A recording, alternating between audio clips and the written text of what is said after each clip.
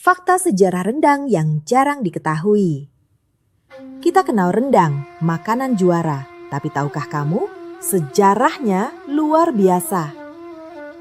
Bukan sekadar daging bersantan pekat. Rendang adalah simbol sabar, kuat, dan hangat. Lahir dari tanah Minang yang kaya rasa. Dimasak berjam-jam, bahkan bisa sampai 15 jam lamanya. Kenapa? Karena dulu rendang bukan untuk sehari, tapi untuk bekal para perantau pergi. Zaman dahulu belum ada kulkas di rumah, maka rendang dibuat tahan lama tanpa rusak di cuaca.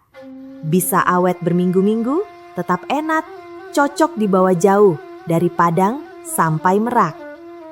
Dan tahu nggak, rendang bukan cuma daging, ada rendang telur, paru, bahkan rendang daun singkong yang menantang.